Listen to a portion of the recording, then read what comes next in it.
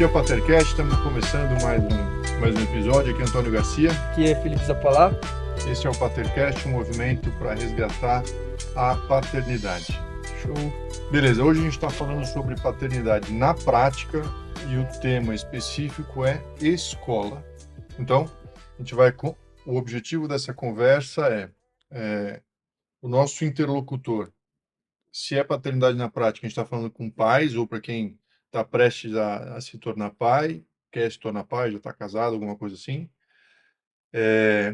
E o tema é falar sobre escola, porque é um tema que sempre preocupa, toma horas de sono, muitas conversas e tudo mais. Beleza? Beleza. Então tá bom. Relevante.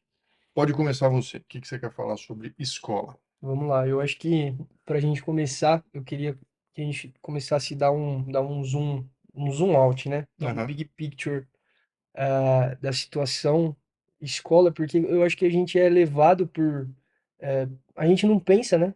A criança nasce, aí daqui a pouco você começa a pensar, preciso ver uma escola, Uhum. porque a Uhum. criança precisa ficar em algum lugar. Sim. Vamos falar bem prático, né? Sim. Aí beleza, a criança entra, tudo bem, você se preocupa com a escola que você vê, que a criança vai ficar, e depois, quando ela tá numa escola, você se preocupa em ajudar na lição de casa, Sim. mas eu acho que tem aspectos mais importantes para a gente poder levar. Então eu creio que é como se a gente fosse colocar uma lâmpada mesmo num zoom out e entender o conceito educação, né? Hoje a gente vive uma modernização de educação, então se a gente for ver na questão, a gente tem uma matriz grande que é a Unesco Tá. e que rege mundialmente toda a questão da educação. É um órgão da ONU, né? É da ONU, o órgão Tá. da ONU. Então, hoje é como se tivesse é como se fossem regras realmente que tivessem globais e as escolas tivessem que aderir a esse tipo de. São sugestões, né? Porque elas não são, É, porque os países são soberanos. né, Então, o Brasil pode ou não seguir depende da escola, né? a agenda da Unesco. Ah, é? Depende da escola, certo? Porque se a escola não quiser seguir aquilo, ela não precisa, certo?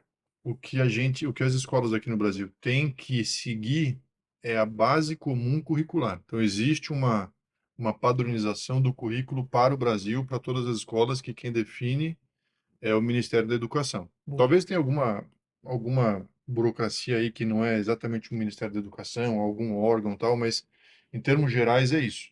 Então, o que a Unesco fala são recomendações, Uhum, mas o que vale mesmo para as escolas é a base comum curricular, entendeu? O que já é uma discussão em si. sim.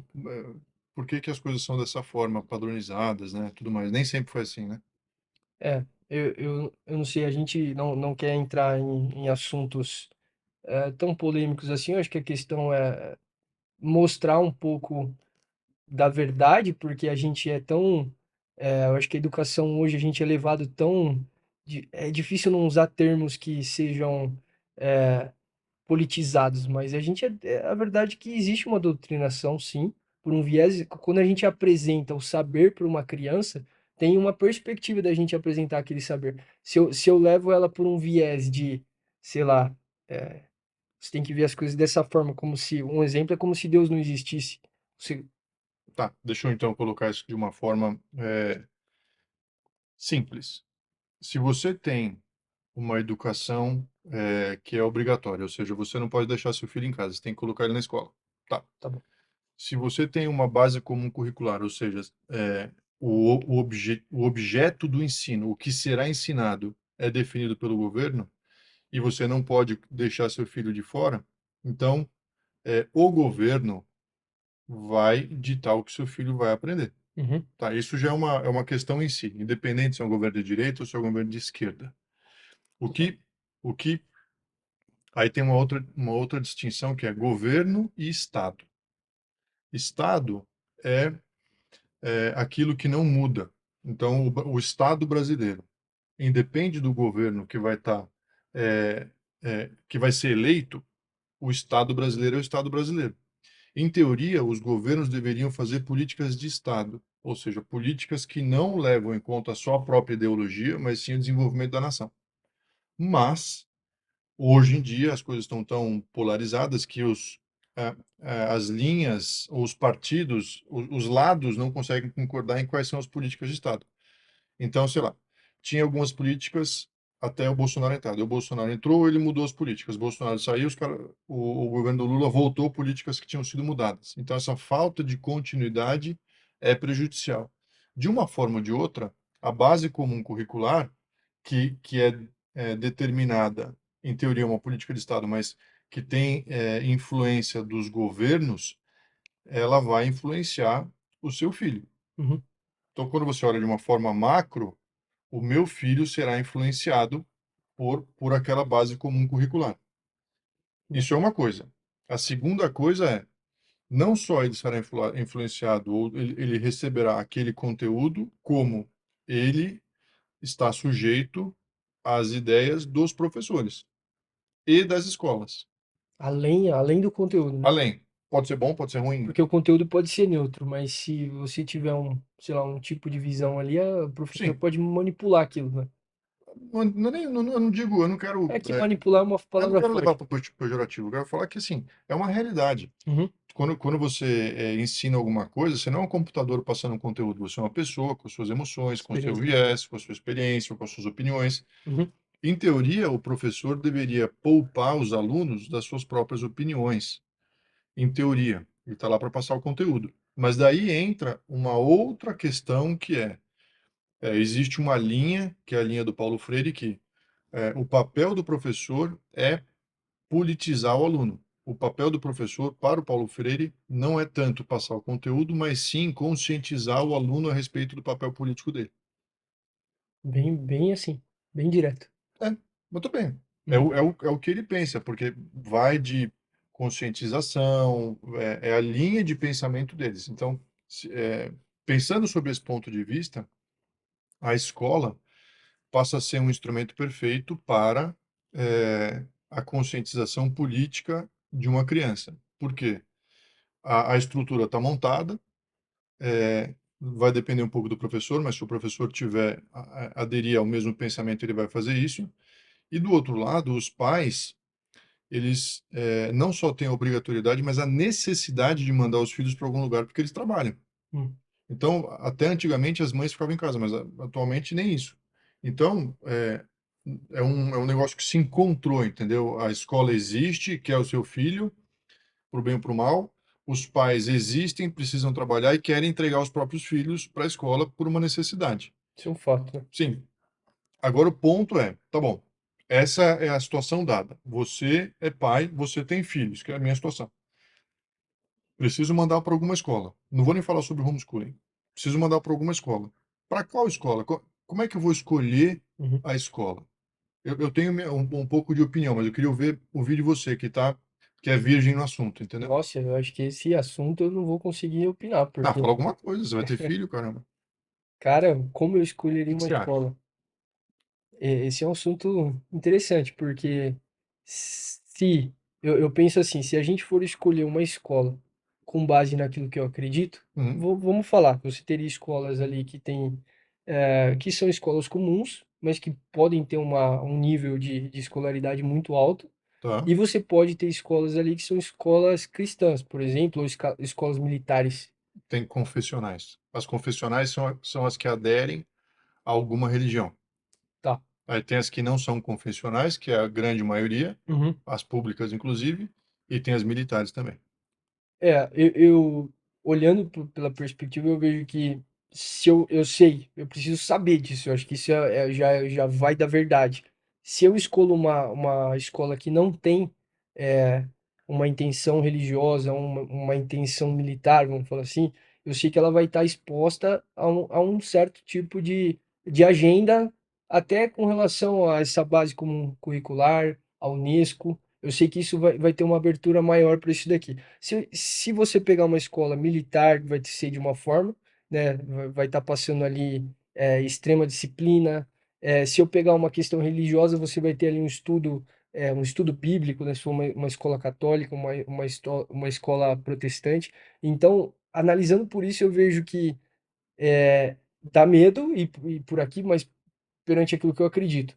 Mas ao mesmo tempo, eu colocar meu filho numa bolha, eu acho também arriscado, porque você começa a pensar em proteger demais as ideias, Uhum, e quando o filho dá um impacto com algo que é contrário àquilo que ele aprendeu, uhum. eu acho que isso pode ser um choque de realidade muito grande, e ele não vai ter base, sei lá, é, acho que sólido vai ter, mas assim, ele não vai ter aprendido a lidar com a diferença de opiniões, a Sim. diferença. Então, assim, hoje eu confesso que eu ainda não tenho essa opinião formada. Tá, Eu, então vou te contar a minha experiência, boa, porque eu tenho mais detalhe. Esse pensamento que você tem, ele é muito bom, porque ele é um pensamento com baixo nível de detalhe, tá. né? Porque você Sem está olhando, experiência. sim, você está olhando o que parece. Então, a primeira coisa é, o fato de você colocar numa escola confessional não garante que você vai receber o que você está comprando. É verdade. Por quê? Porque, no fim das contas, a escola é um CNPJ. O que vale mesmo são os CPFs dos professores.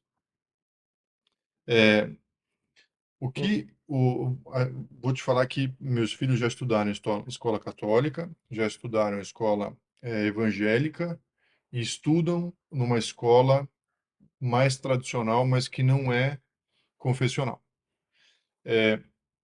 A experiência que eu tenho com relação a essas escolas é que as escolas católicas tendem a ser um pouco mais aproximadas das tradicionais, ou seja, não confessionais. Eu mesmo estudei a vida inteira no São Luís, no Colégio São Luís, que é aqui em São Paulo.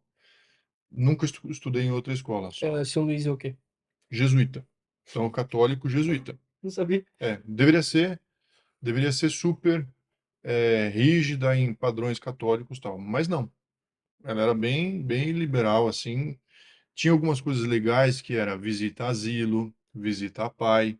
Isso era bacana e me ajudou muito. Então, tinha uma questão de conscientização social bacana. Hum, As aulas de religião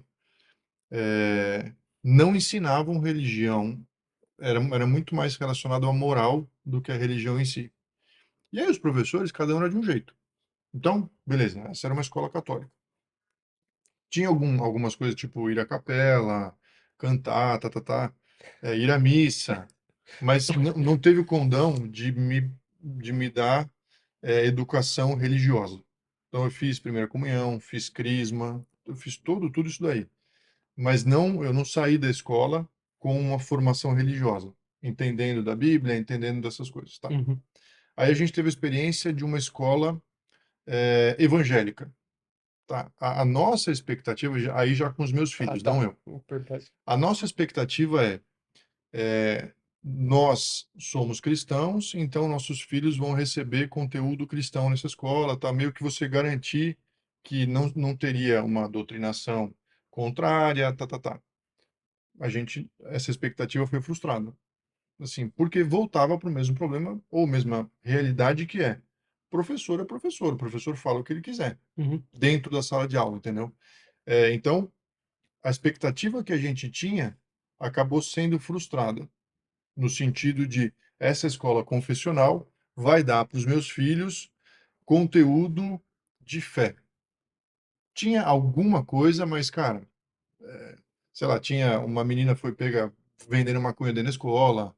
Então, assim, é, no final das contas, ela recebia uma expectativa nossa, que foi frustrada, que Uhum. era de passar conteúdo religioso, só que ao mesmo tempo, dentro de casa, você faz um esforço menor porque você tem uma expectativa que a escola esteja fazendo aquilo. Tá.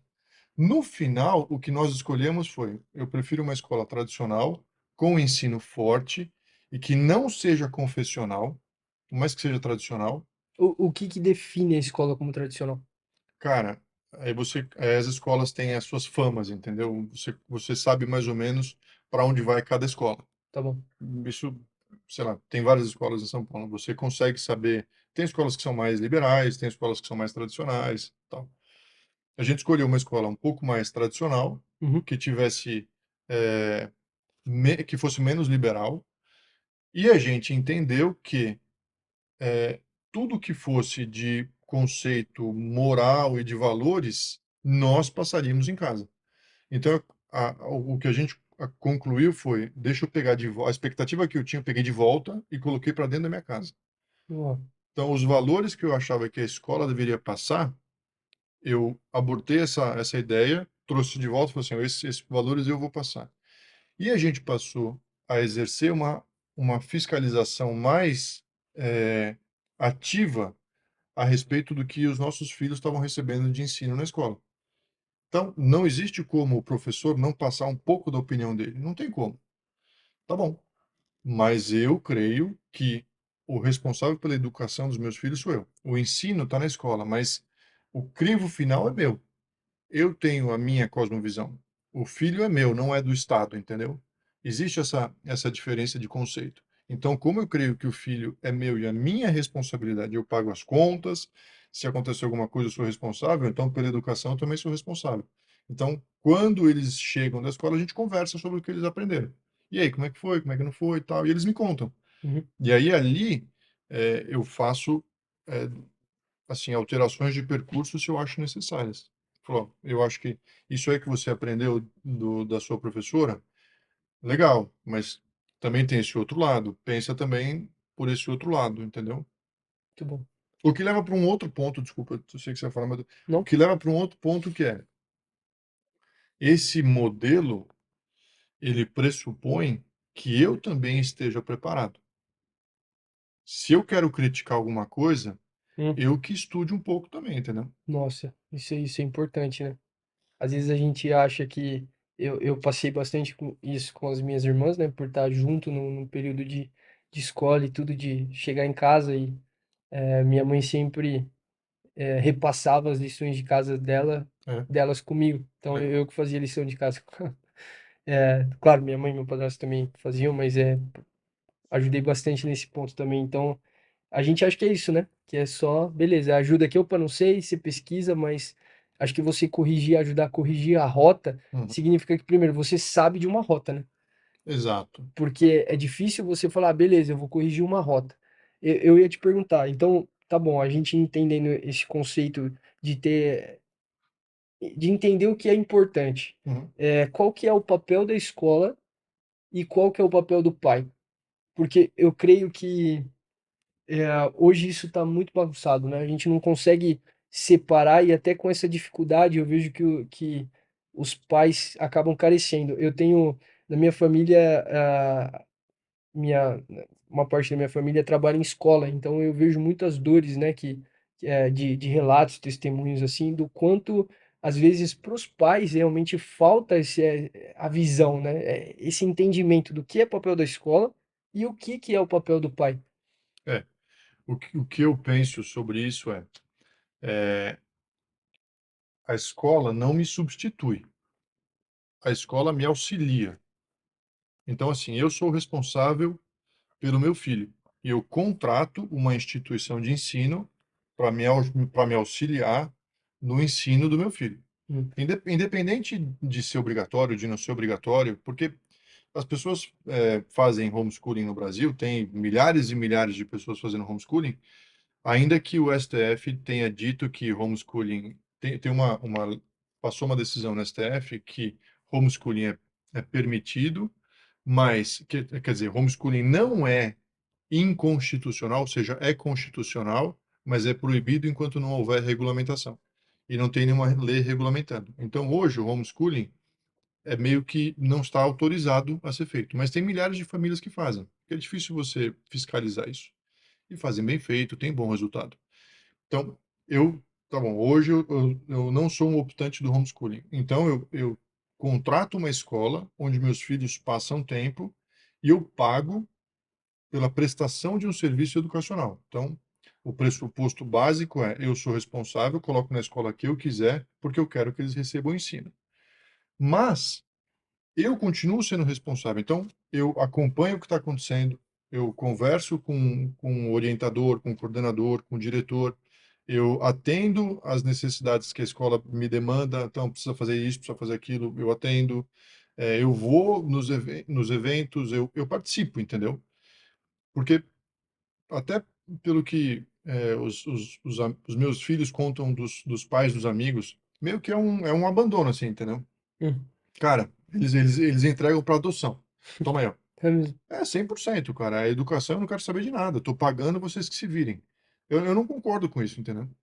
Não concordo mesmo. Inclusive para todos os serviços que eu contrato. Eu não tenho essa sensação de que é, quem é meu contratado passa a ser dono daquele pedaço da minha vida que eu terceirizei. Hum. Eu não vejo dessa forma. Eu continuo responsável, eu tenho que entender o que está acontecendo e tenho que saber fiscalizar.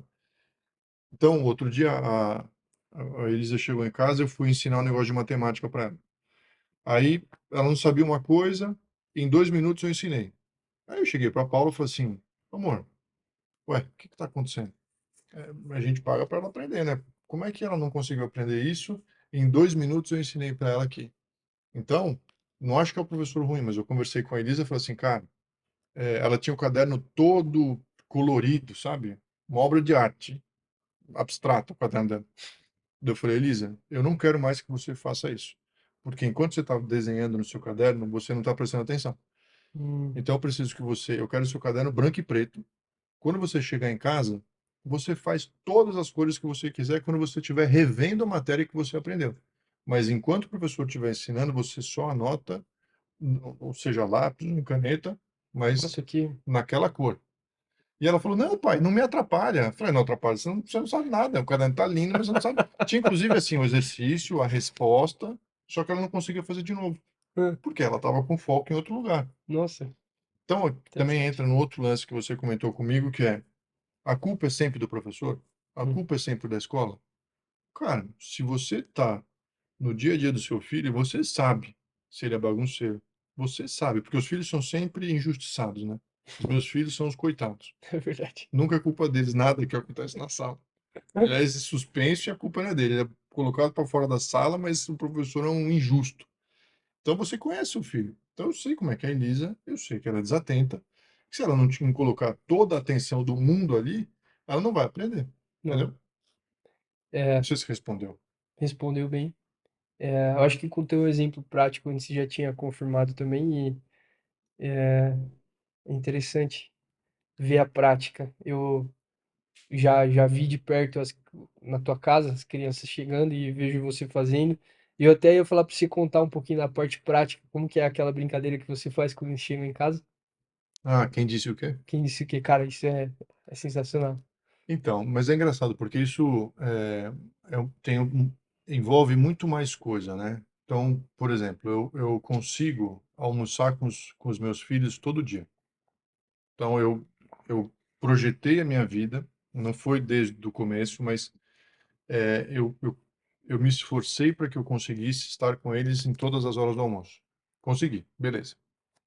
Então, primeira coisa que não é tão simples, a Hum. gente almoça junto. Porque eu sei de muita família que ainda que esteja em casa, almoça separado, com a televisão ligada. Então, não. A gente tem a mesa posta, a gente senta e come junto. E eu pergunto para eles quem disse o quê, mas isso desde a Laís. Quem disse o quê você dá uma possibilidade para o seu filho te falar alguma coisa relevante que ela ouviu. Pode ser eu disse tal coisa, a minha amiguinha disse tal coisa, o professor disse tal coisa. Cara, e nunca falha. Mesmo com o adolescente de 15 anos, ele acaba lembrando de alguma coisa e fala.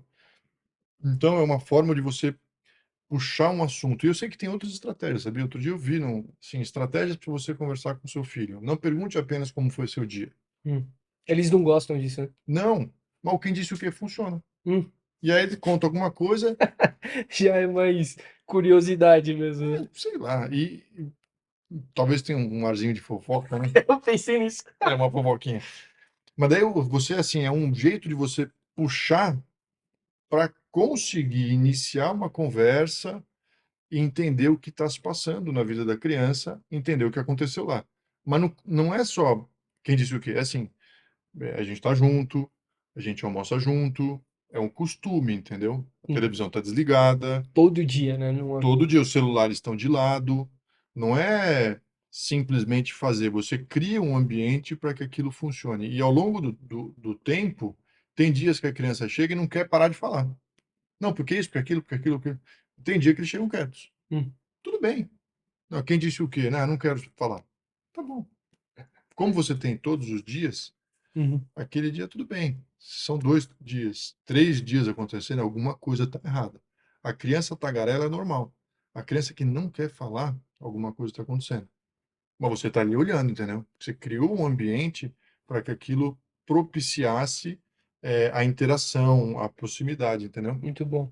Antônio, e com relação à parte, a gente falou isso daí, né, que eu acho que hoje em dia as crianças nunca têm culpa, né, o pai sempre acaba é, sei lá, protege demais, assim, a criança e culpa sempre a escola. Claro que não estou generalizando, mas acontece bastante, é, porque eu acho que entra, quando a gente fala de papel, como que encaixa a personalidade e o caráter da criança, porque é, isso vai interferindo. Então, se acontece alguma coisa onde expõe personalidade e caráter da criança, e o pai e a mãe culpam a escola por conta desse, como se fosse culpa da escola, vamos falar, Uhum.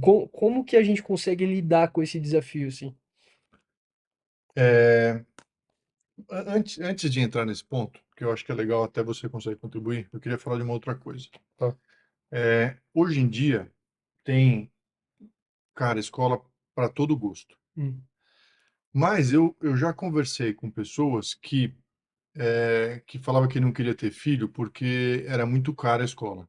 hum, Eu falei, mas como assim? Não, olha, meu filho, ele desde os 3 anos de idade, 2 anos de idade, tem que estar numa escola bilíngue, tá, tá, tá. E, e gera uma expectativa muito alta com relação à escola que você vai colocar. E às vezes fora do seu padrão.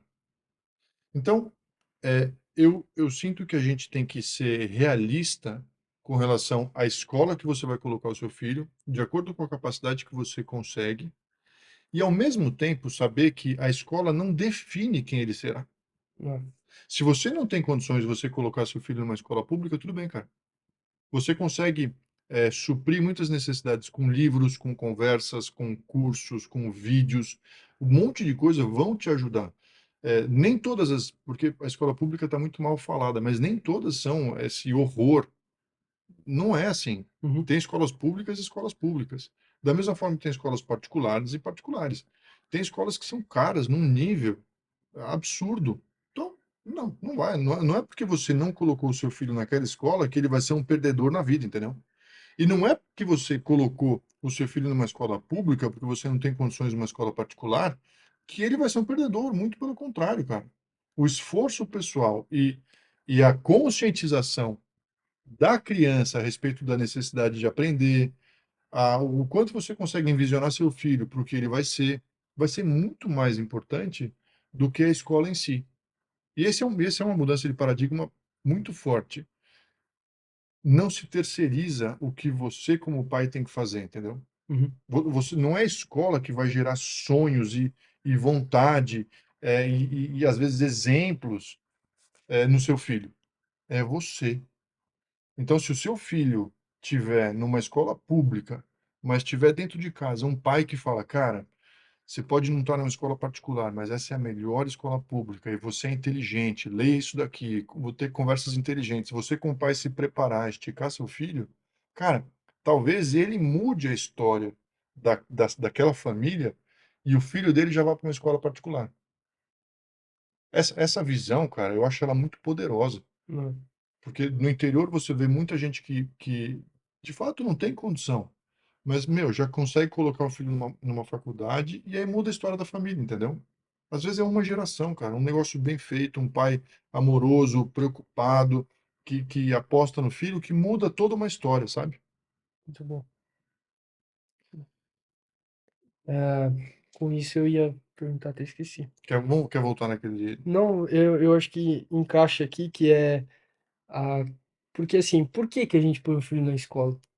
É um pensamento, né? A gente entender o papel da escola, entender o papel que o pai teria que ter, tem que ter, mas o porquê que a gente bota o filho na escola? Será que a gente tem a ideia de que coloca ele na escola porque a gente precisa trabalhar? Ah, tá. É, onde a escola leva a gente? A gente estava conversando antes é, sobre a escola moderna e a escola Clássica. clássica. E a gente vê uma diferenciação em como isso foi mudando ao longo do tempo, né? Uhum. Que a escola moderna hoje ela é preocupada com a profissão, né? Você é preocupado sei lá, em ter um trabalho, ter um salário. Sim. Uma coisa que eu anotei aqui, né, que é como se hoje em dia a gente tivesse, isso acaba levando por um caminho mais superficial Hum, da educação.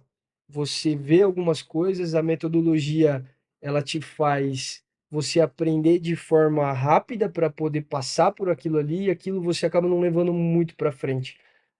E comparando com uma escola, como se a escola clássica ela te levasse a ter um pensamento mais crítico. uhum, Então, é engraçado porque a gente começa a comparar a aplicação e como isso foi sendo, como isso influenciou onde a gente está.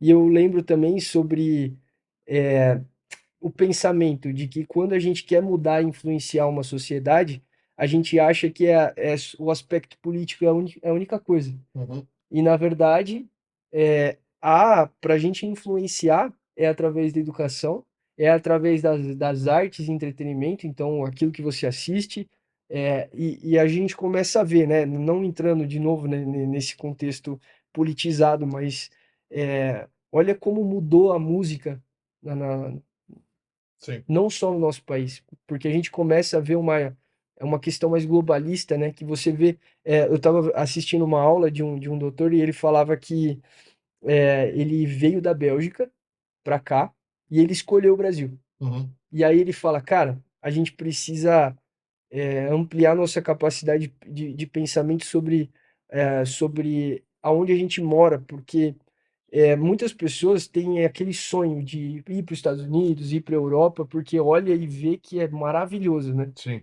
E aí ele trouxe um pensamento de que ele viveu ele viveu na Europa, né? Hoje ele acho que tem 70 anos, ele viveu até os 20 anos na Europa. E ele fala, ele veio para cá para o Brasil, escolheu Goiás e ele fala que ele escolheu o Brasil porque a gente pode não ser primeiro mundo nos aspectos que econômicos, mas a gente é primeiro mundo em questão de relacionamento.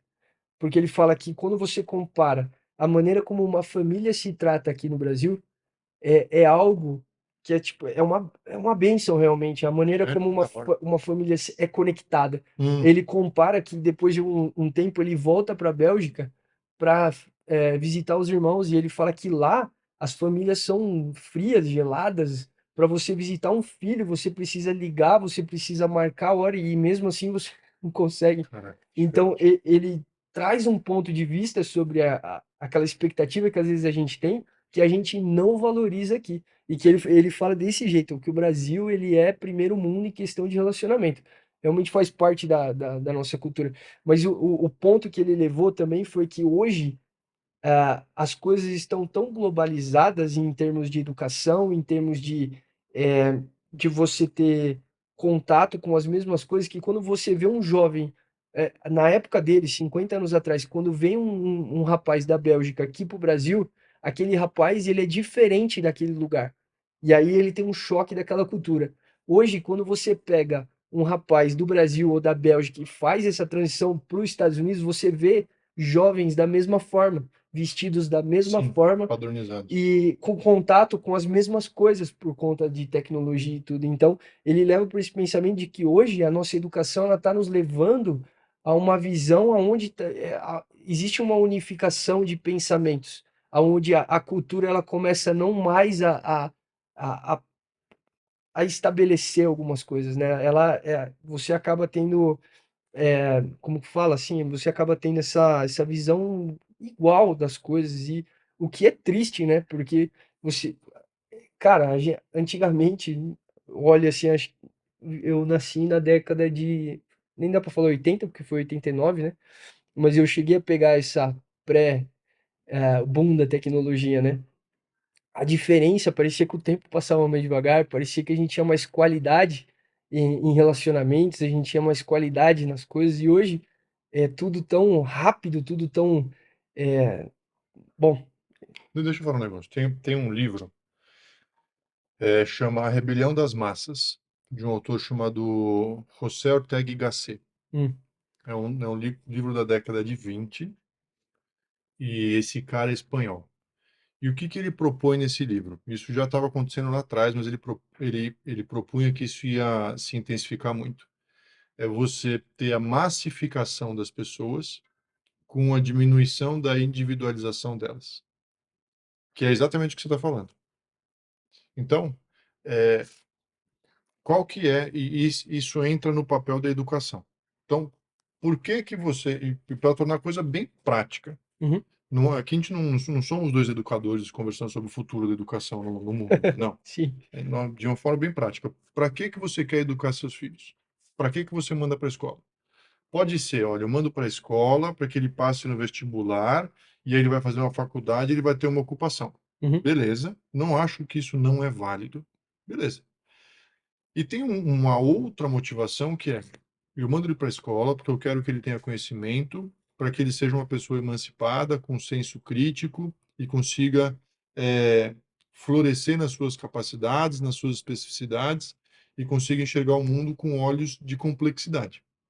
Cara, são dois propósitos na educação que podem caminhar juntos, mas eu entendo que a tendência hoje, do lado dos pais, é a primeira opção. Bicho, você precisa estudar, você precisa passar na FUVEST, se Deus quiser, para não ter que pagar a faculdade, faz a faculdade, vai trabalhar e não me enche o saco. Uhum. Entendeu? Aí você vai ter, e se possível, passa num concurso público, Para ter que mais seja vitalício estabilidade, para você ser, e você não sofrer, sabe? O Brasil é o país do sem funcionário público. dúvida. Só que isso é o que gera massificação, porque você não gera nas pessoas a individualidade. Você não estimula as pessoas a entender o mundo como ele é. Uhum. E hoje eu estava conversando com o pessoal no discipulado sobre isso, e eu falei, acho que algum deles me perguntou, mas e aí, que diferença fez para você? E é engraçado, porque quando, é, sei lá, esse livro, por exemplo, que eu li, e tantos outros, o que eles me trouxeram não foi uma maior capacitação técnica para eu exercer minha profissão, mas eles me trouxeram uma melhor condição de entender o mundo. E essa melhor condição de entender o mundo, claro que tem um reflexo na minha profissão, mas ele me deixa mais seguro, ele me deixa mais tranquilo. E te dá repertório, né? E para que serve ter repertório, entendeu? Para que eu consiga entender as situações, para que eu consiga resolver os problemas, para que eu consiga, é, cara, envisionar pessoas, para que eu consiga ficar mais dentro de casa, porque você vai ganhando complexidade no seu pensar e você consegue priorizar. Cara, hoje não faz sentido eu sair com os meus amigos para encher a cara e ter ressaca no dia seguinte. Mas por quê? É porque é errado? É porque você é religioso? Não, só não faz sentido mais com a visão que eu tenho de mundo. Uhum. Enquanto outras coisas fazem mais sentido, entendeu? Então, você entender o propósito da educação, seja dos seus filhos, ou seja da sua própria, vai impactar em como você encara o saber, como você encara a aquisição de conhecimento. Ganha significado, entendeu? Muito bom. Eu perguntei pro meu filho, para que que você vai para a escola? Daí ele falou assim, para eu ser uma pessoa melhor. Eu falei, boa resposta. Hum? Ele falou, mas eu não sei como é que a matemática me faz uma pessoa melhor. Beleza. Eu falei, cara, te ajuda no raciocínio lógico. Daí ele falou, mas geometria eu entendo, mas e aritmética? Eu falei, cara, um mais um é lógica, não é? E te ajuda. Você vai deixando mais complexo, você vai ganhando mais complexidade, mais capacidade de abstração. Hum. Isso te ajuda em solução de problema como um todo. Dele, é, se deu por satisfeito, mais ou menos, entendeu? Mas esse é o ponto. Eu Sim. podia falar, cala a boca para você passar na FUVEST. Também quero que passe? Quero. Mas se você dá significado para aquisição de conhecimento, que é outra coisa que a gente falou, só aprende quem quer. Hum. Eu já falei isso para meus filhos. Eu falei, se você quiser repetir de ano, não tem o que eu posso fazer. Por favor, não faça isso. Porque, a gente está pagando, a gente está investindo em você. E não para que você simplesmente tenha uma ocupação, mas para que você seja uma pessoa, cara, evoluída, para que você seja uma pessoa emancipada, livre. Se você é ignorante, você não é livre, cara. Porque você não sabe o que está acontecendo, as pessoas estão tomando decisão por você, você não está no controle da sua vida, entendeu? Esse é um ponto muito mais relevante. Então, se você consegue captar esse entendimento, a escola onde você coloca os seus filhos perde um pouco da relevância. Porque o potencial de aprendizado do ser humano, ele é muito maior do que simplesmente o que a escola oferece, entendeu? Cara, um livro que você lê, às vezes te coloca anos na frente de um amigo do seu lado ali na escola, cara. Não é verdade? Verdade. Total. Muito. Eu lembro muito mais dos livros do que da escola. Claro que a escola me ensinou, mas os livros que eu li, cara, meu, as histórias, a ficção, meu, isso é maravilhoso, pô. Sim, é verdade. Qual que é a experiência que você tem tendo, assim, pessoas tão próximas de você que participam de administração de escola? Eu nunca tive ninguém que era dono de escola ou que administrava É, escola, esse tipo de coisa. na- cara, eu vejo que é uma loucura, porque do mesmo, a gente tem uma visão muito clara sobre os pais, né? Se você for pensar, se tem, ou se você não tem filho, ou você já passou pela escola, mas a gente nunca se coloca no ponto Hum. do lado da escola. Eu vejo que com a experiência que a minha família tem, lidar com os pais é uma coisa bem delicada.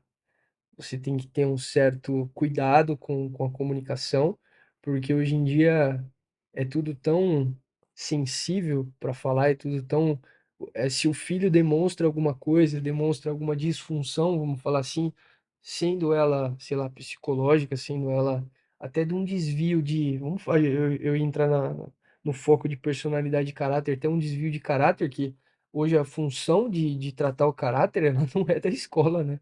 Ela é 100% dos pais. O pai que precisa ver esse desvio e contribuir para a correção desse desvio, porque é, eu acho que eu não vou falar com questões psicológicas, mas é um fato de que a escola não tem essa responsabilidade de tratar o caráter de uma criança.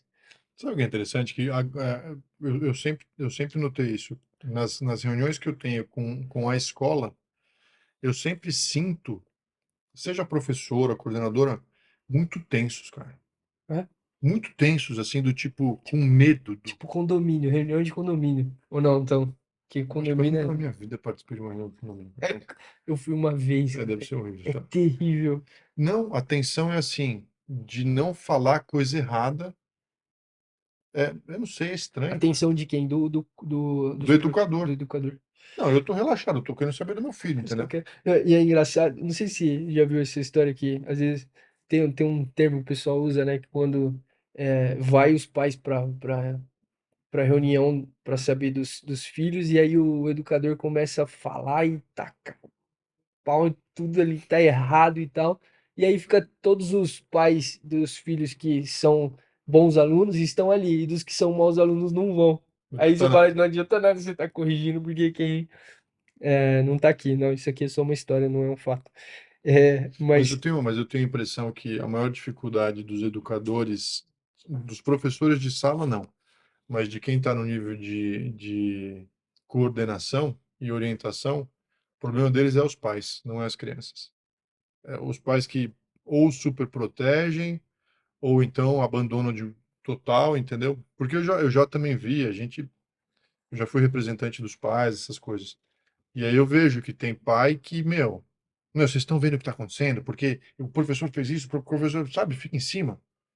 E aí, no grupo, tem pai que fala, calma, deixa rolar um pouco. Não, porque meu filho não pode ser tratado assim. Eu falo, calma. esse tipo de conduta, né? Você já vê na frase, meu filho não pode ser tratado assim, você É. já é esquisito, E né? você vê outros pais que falam assim, calma, deixa rolar, eu conheço meu filho. Eu Uhum. sei como é que é. Ao mesmo tempo que a gente já tratou casos de bullying do professor. Do professor que, tinha um. Foi um caso até que minha filha trouxe. Coitado do menino, que era inseguro. Uma professora pediu para ele ler um negócio, ele não conseguiu ler direito e a professora, tipo, xingou o menino. Aí a classe se revoltou. A mãe ficou sabendo daquilo Caramba. porque a gente comentou no grupo de pais, Hum. porque o filho não contou para a mãe, porque ficou com vergonha, porque era inseguro. Aí a mãe ficou sabendo e a mãe conseguiu atacar o problema, entendeu? Porque o grupo de pais, as crianças comentaram, tipo assim, minha filha chegou revoltada. Pai, você não acredita com o que aconteceu. Olha a importância do relacionamento da conversa. Aconteceu tal coisa, assim, assim, assim. Aí eu comentei no grupo de pais, ou alguma mãe comentou, porque eu faço parte do grupo das mães, né? Beleza. Aí lá no grupo, que a Paula não tem paciência para isso, então sou eu que faço o negócio. Aí no grupo, uma mãe comentou que tinha acontecido um negócio desse, daí eu falei assim: minha filha também falou isso. Aí a mãe do menino mandou mensagem direto para mim, falou assim: Antônio, tudo bem? Desculpa te mandar mensagem direto e tal, mas você consegue ver com a sua filha se foi com tal menino?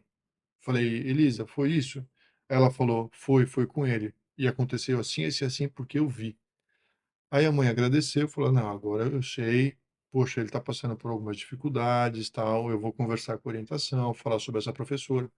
Cara, assim, o relacionamento dos pais com os filhos acabou ajudando uma outra família, cara. Demais.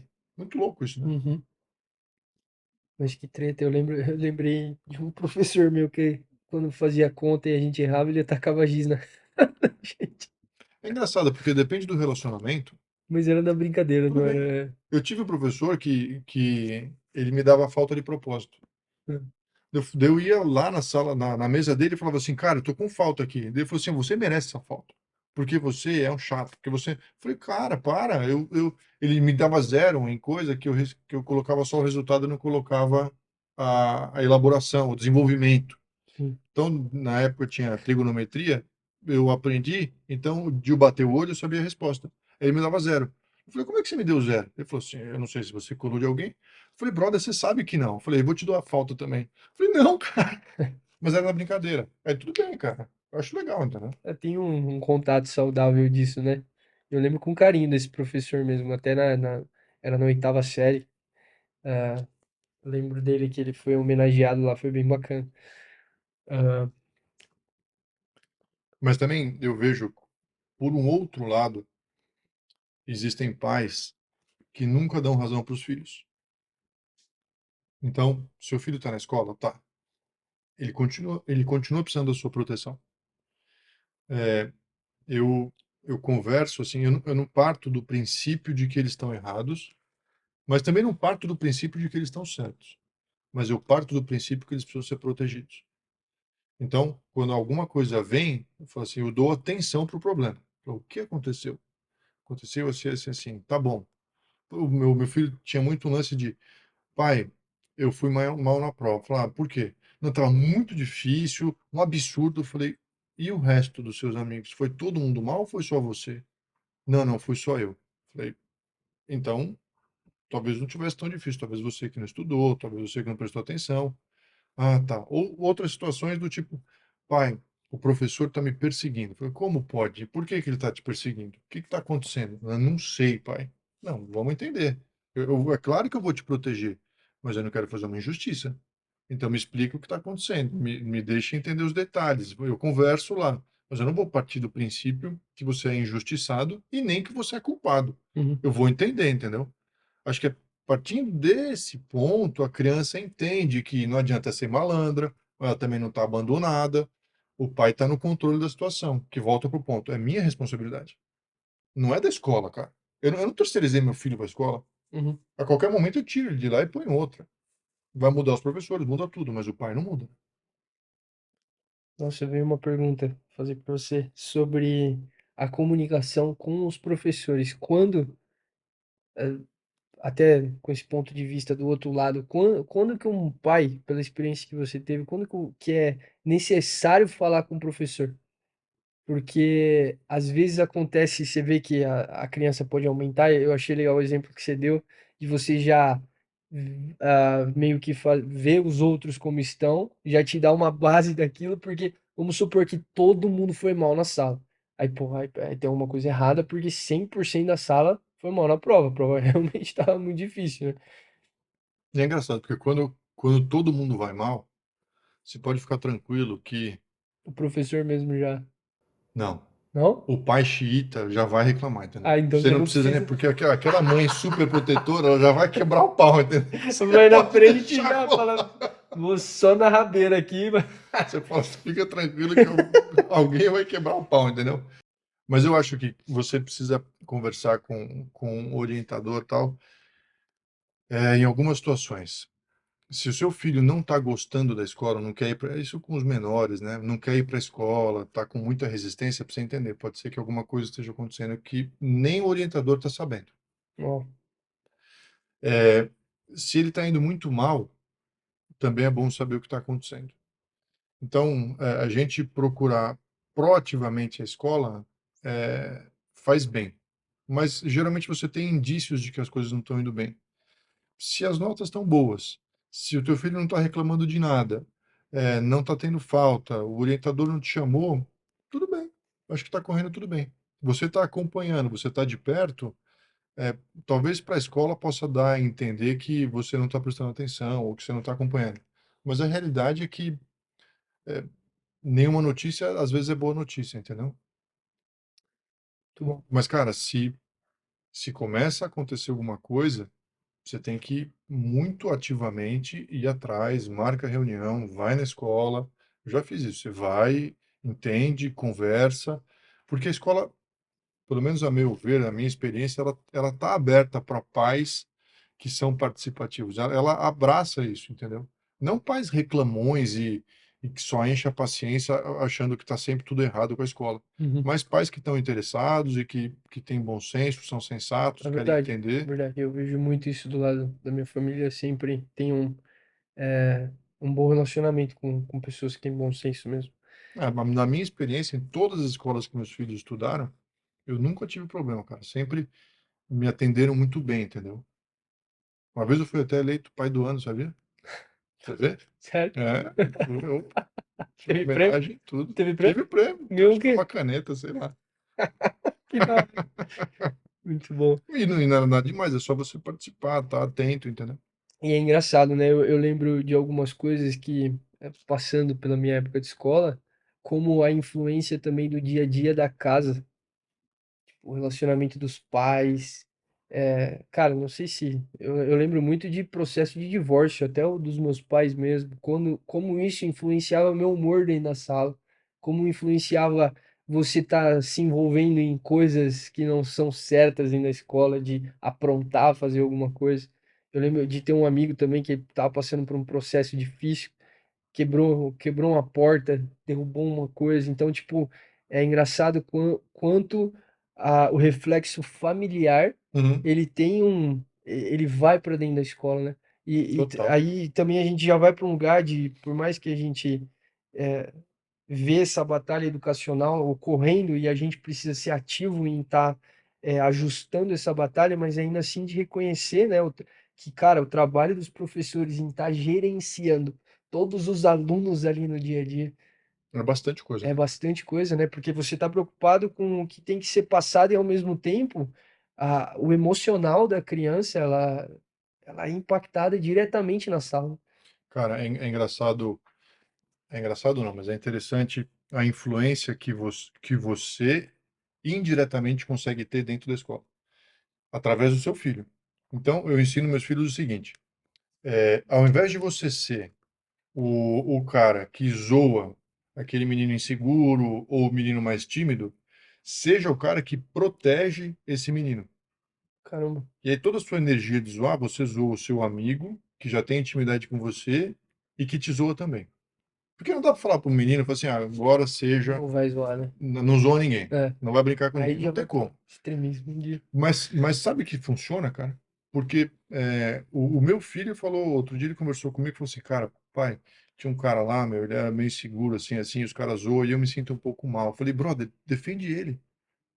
Pô, mas defende ele, cara. Numa boa, pode ser que nem tenha o efeito esperado, mas talvez ele fique um pouco mais seguro para se posicionar também. Então, assim, eu não preciso ir lá fazer, entendeu?